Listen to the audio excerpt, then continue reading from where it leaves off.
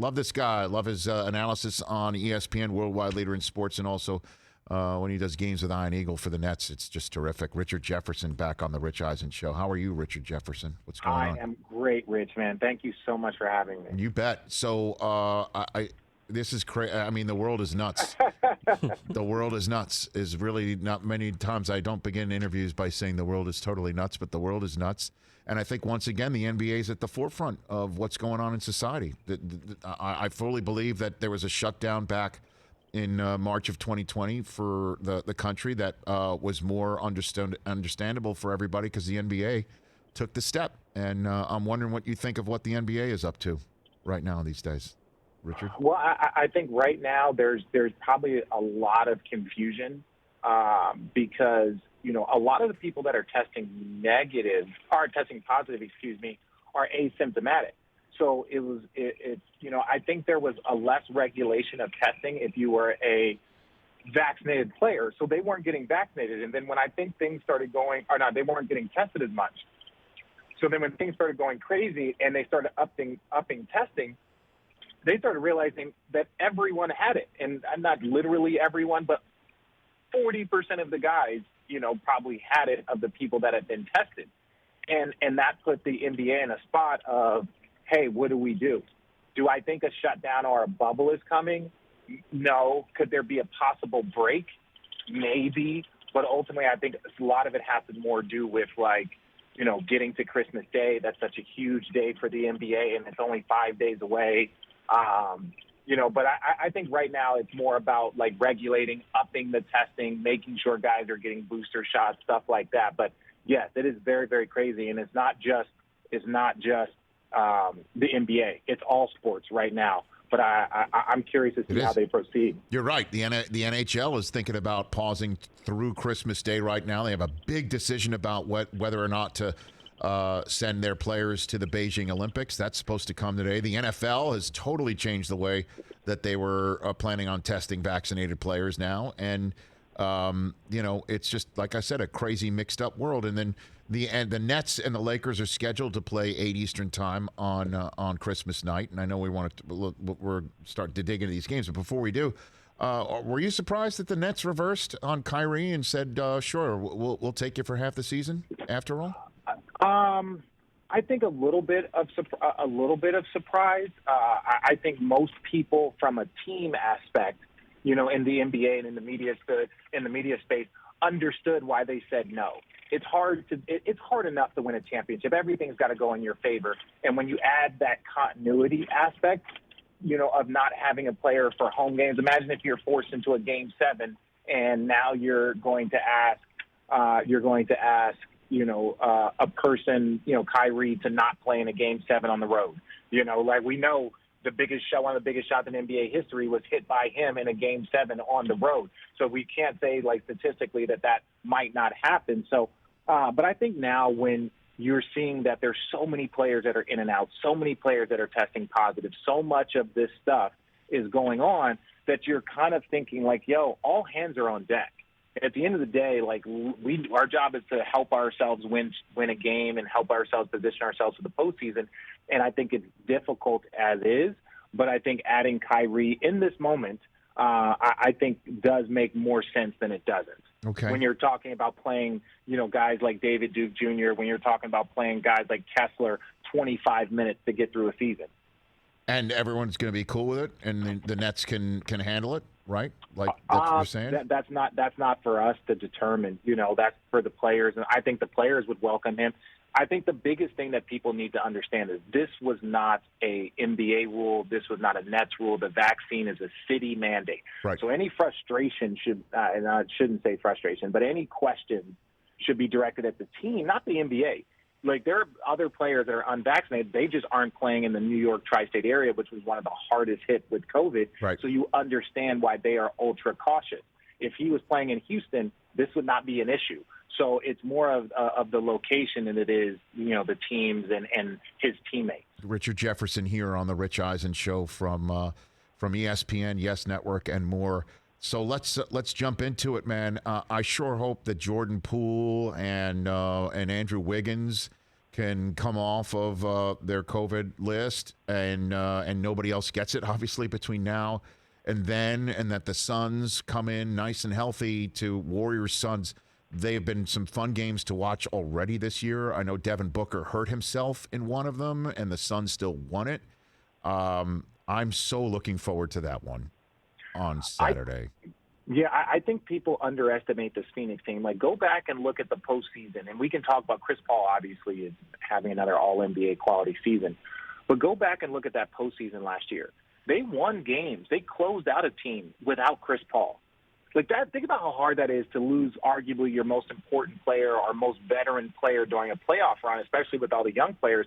Chris Paul missed a couple of games, and that Phoenix Suns team still went out there and won playoff games. So to me, when I look at this Phoenix Suns versus Golden State Warriors, I don't care if it's Chris Paul out there, if Devin Booker's out there.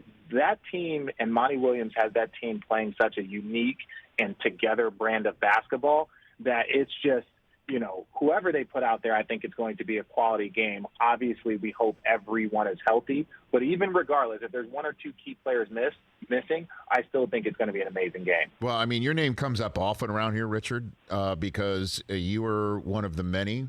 But you were definitely the one who cut the deepest a couple of years ago when I said that I had my opinion here on the show that the Heat, fresh off of finishing second in the bubble, should not break up their team if Giannis was made available. Your reaction was priceless, telling me I didn't know jack about it. I'm just paraphrasing. You were much kinder about that. So your name comes up here often. So I have to mention that I do believe I found the antidote, which was my preseason prediction: the Warriors are going to win the championship. How about that? Ooh, I like that.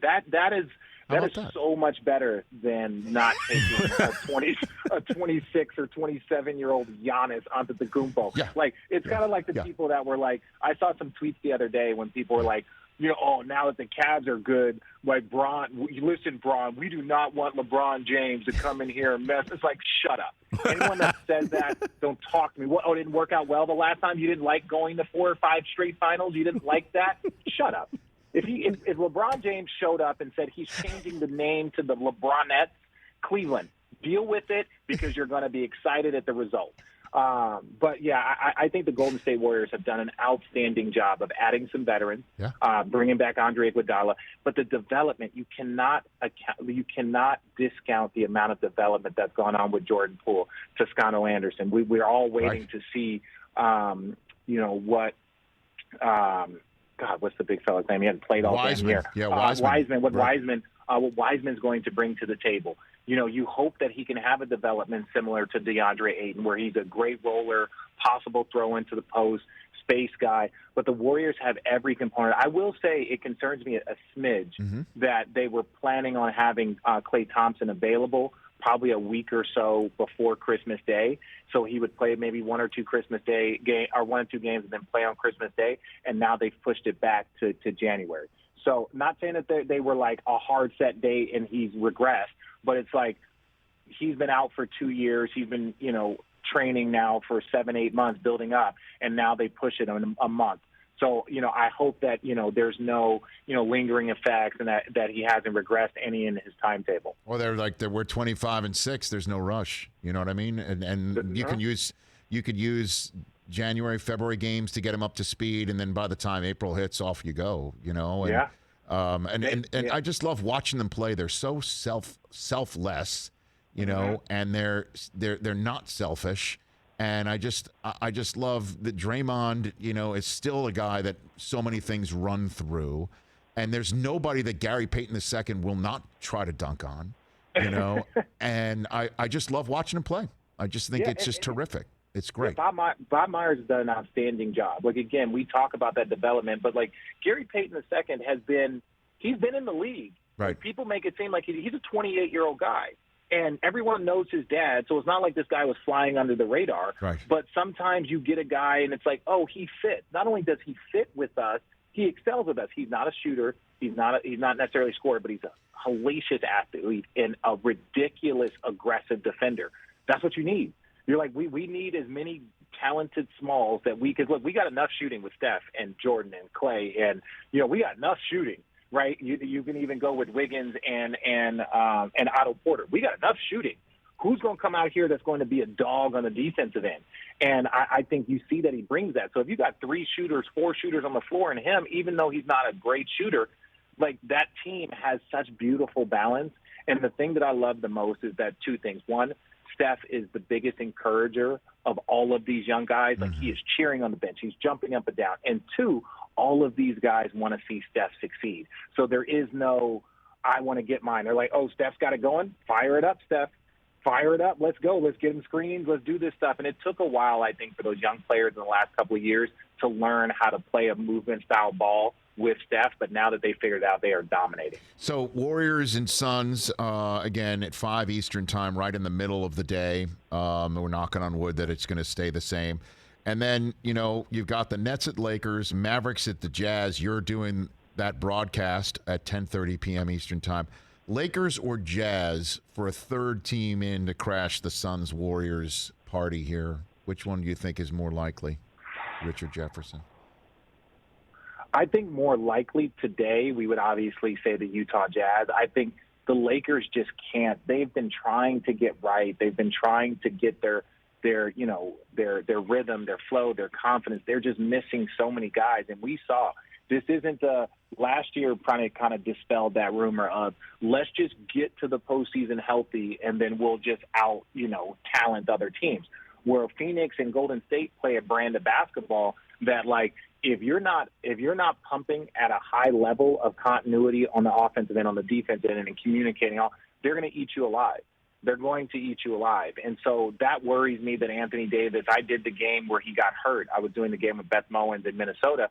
And at first it was a rolled ankle. And again, anybody that wants to question Anthony Davis's toughness, I get it, whatever. But both of those things would have taken out any player. When someone throws and your knee just hyperextends, I don't care who you are. If you're standing in that spot, you're going to miss some time. So there's been some unluckiness when it comes to them, but it's just hard for me to say that right now with him missing a month, LeBron is going to be up, his minutes are going to be high. Russ needs Anthony so he can get his rhythm as a roller and replace guy. And it's just right now they're just in such disarray, and not necessarily because of their fault. Yeah, it seems like the Lakers might be in line for a second straight State Farm play-in game. You know what I'm saying? Ooh, I saw that. I saw they're in the play-in right now. And it doesn't help that their schedule over the next 2/3 of the season or this final 2/3 of the season is one of the more difficult. Now, I think that could be a good thing because some of these dudes need to stop showing up like, oh, we're going to figure it out. And it's like, no, you need to kind of light a little fire under their asses and get them pumping. Hopefully being in the fire and playing against high-level competition and these guys kind of, these veterans being put in, with their backs against the wall, I believe that they will show up if their backs are against the wall. But you still don't want to be the 6th or 5th seed and having to play a Phoenix, a Utah in the first round. You don't want that. That's who you want to play in the second round in the conference finals because you're building in. But if you talk about 1, 2, and 3, 1, 2, and 3 are complete from offense to defense. They're complete from depth. They're complete from position players. So if you're talking about 3 of the most complete teams in the league in Phoenix, Golden State, and Utah that play consistent basketball, and then you're looking at the Lakers and you're looking at other teams, Dallas, those teams are on the outside looking in. It's those 3 and everybody else currently. Last one for you, Richard. You're a straight talker. You've proven it in this interview again. You do it all the time on television. TJ Jefferson, my social media grandmaster, Philadelphia 76ers diehard. You want to talk to him about his desire to get Damian Lillard on the Sixers and the possibility of that, please? Yeah, TJ. Yes, sir. TJ. What's up, RJ? It ain't happening. Hey, what's up, my guy? It ain't happening, T. It ain't happening. I'm resigned to that fact. I gave Are up you? that. Are you really? Don't just fold. Don't just fold like that. No. I think I said this a while back when Dame came out and said he didn't want to leave. I was like, look, man, I can offer you the riches. And if you decide not to take him, then what can I do? Like, I'm offering you the most physically gifted big man of his generation to play with. He doesn't want him. So what am I supposed to do? No. But you got to understand. You got to understand this because he's under contract. I'm going to make an argument to say that the highest bidder might not. This is Dame Lillard in the prime of his career, under contract with the ability to sign a 2-year extension. Dame Lillard, I don't know if the highest offer would be what Philly could offer. I don't know if Ben Simmons and Maxey and so and so and so and so and maybe a couple of picks and this. I don't know if that would be the best offer. I know Ben Simmons, we can say what we want about him, but that might not be the best offer out there. Imagine if Boston decided to jump in. Imagine if some of these other teams that have some high-level players wanted to adjust. The Portland Trailblazers are going to do what's best for them, not say, hey, Dame, thank you for your service. We're going to send you to Philly, and whatever Philly will send back, we'll take. See, I was hoping that's what was going to happen. In my mind, that's how this whole thing was going to go down. We'd be like, hey, we'll give you this. And they'll be like, okay, fine, take them. And just to make me happy.